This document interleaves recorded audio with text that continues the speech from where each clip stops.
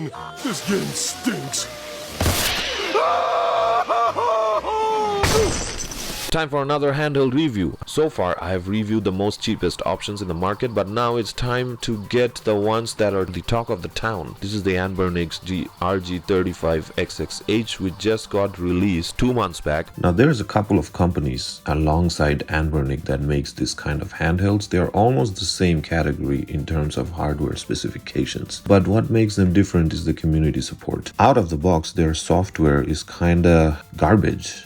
But when it comes to custom firmware, they amplifies the user experience. This is what's going on with this handheld. The RG35XX out of the box experience is lukewarm, but with the right kind of tweakings, this handheld will turn into something special. Now let's take a look at the stock software. I mean, this is basically what you're going to be met with. Display is pristine. It's really nice on the eye. Yeah, from whichever angle, it just hits the spot. So I'm very much impressed with how the display is. We have the game rooms, that's the first option, followed by the RetroArch, favorites, history, search, settings. We have the volume up and down button. I don't like that water drop kind of thing, so I'm just gonna put it all the way down. Now we have settings, and yeah, that's it for the main menu options. Head over to settings and see what kind of sub options do we have. We have the battery, it shows the voltage, lock screen, backlight brightness, level 5 being the highest. I/O test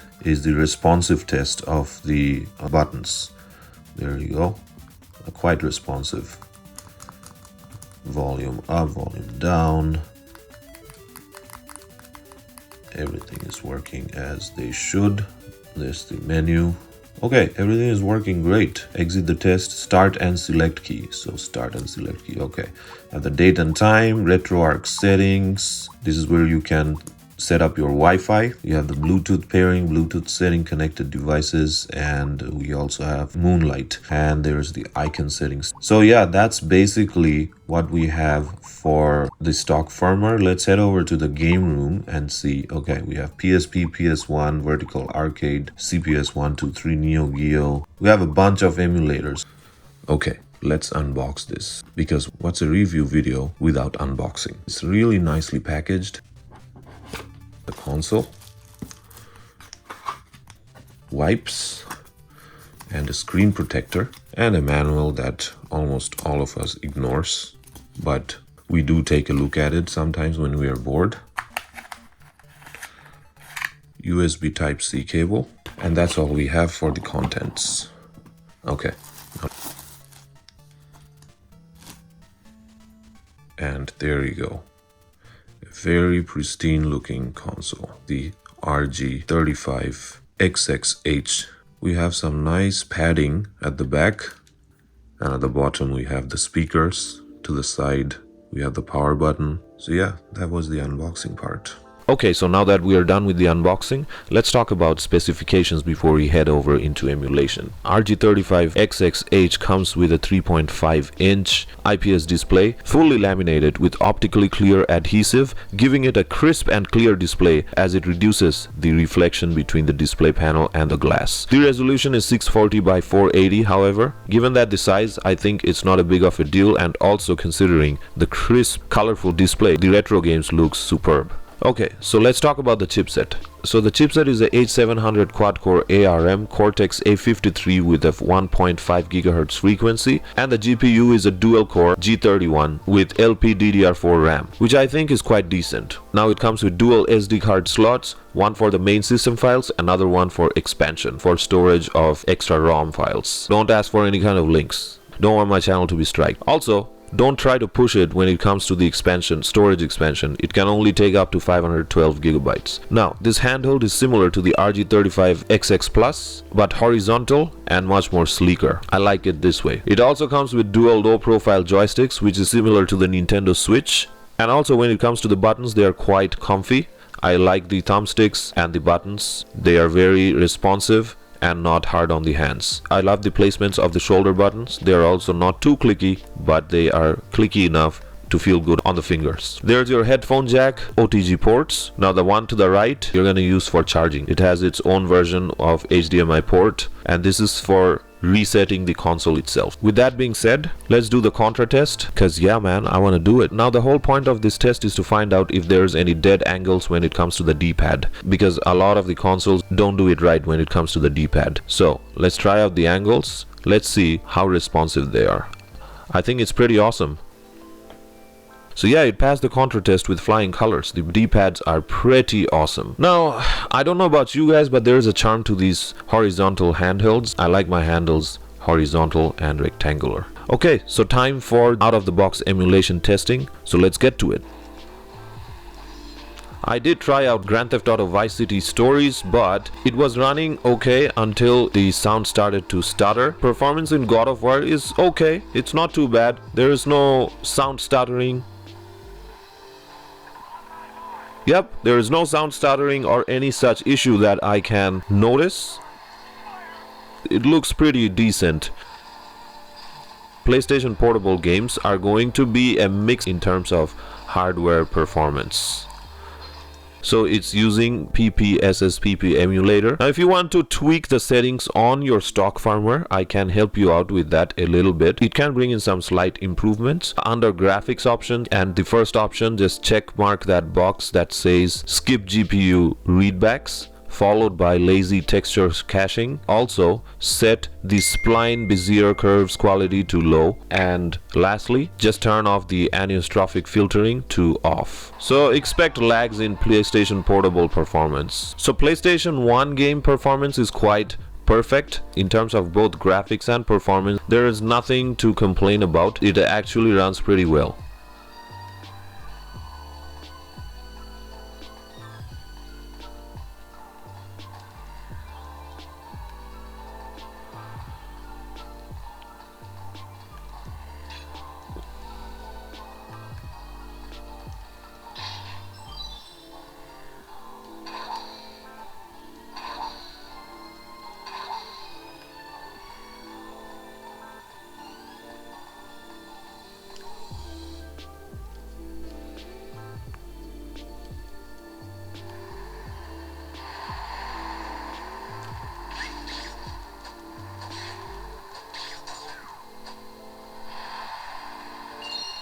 Vertical arcade.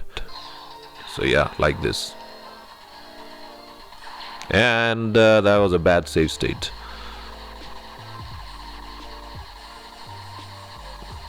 Runs pretty well. Performance wise, no complaints.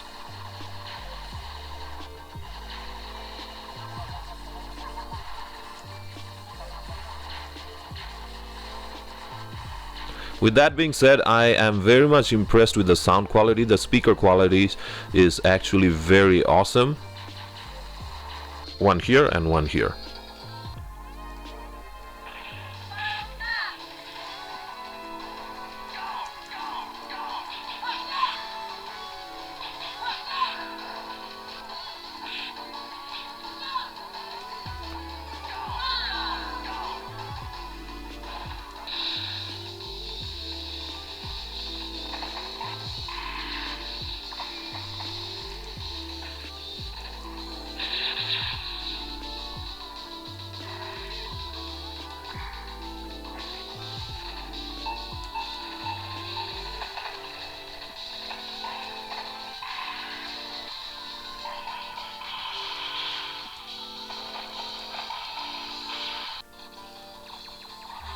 Neo Geo emulation also plays pretty well, pretty awesome. Same goes for MAME emulator. In terms of performance, sound, graphic, everything works pretty awesome.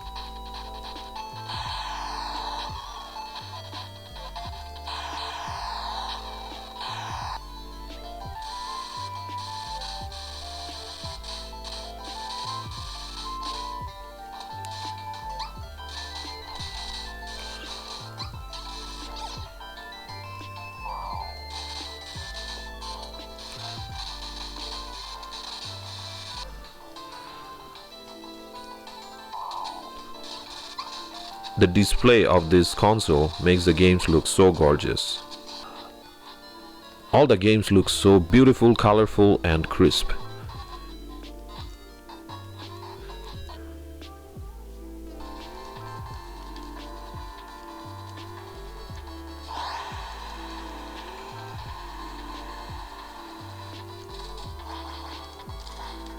You can also play these games through RetroArch as well. On RetroArch there are some extra emulators like Dreamcast and DS, Nintendo DS. However, Nintendo DS is kind of like a mixed bag.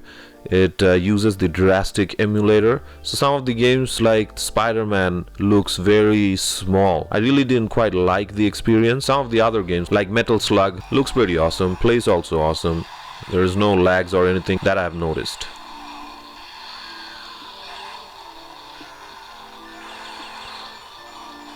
Emulation performance on the stock firmware is pretty okay, decent. I did not try Dreamcast emulation, so let's just give that a try as well.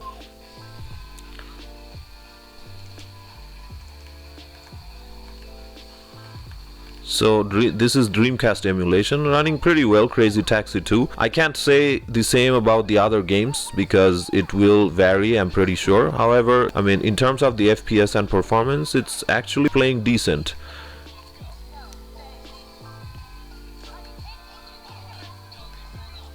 The out-of-the-box emulation performance is quite decent, given that there are some mild hiccups on PSP emulation. Okay, so we're gonna do a pocket test, see how this thing fits, because Russ did it, so I want to do it too. Success. Okay, time for the final verdict. This is a solid handheld, both in terms of quality and experience. Anbernic has done a very good job delivering both in terms of quality of the hardware and emulation, given that it's under the $100 mark. A premium retro emulation experience. In terms of emulation, the out-of-the-box experience is pretty good, even though the PSP emulation is a mixed bag, but it's not bad in any way. It's just that there are some titles that are laggy, but with some soft tweaks or after the installation of the custom firmware, the experience will elevate. I will definitely give this a 2 thumbs up. Anyways, that's my review of the RG35XX handheld. They could have done a better job in naming the handheld though. What are your thoughts on this? Share it in the comments, like and subscribe for more contents. Check out my other contents. I'm gonna see you guys on the next one. Dr. Brute 7 signing off. Peace.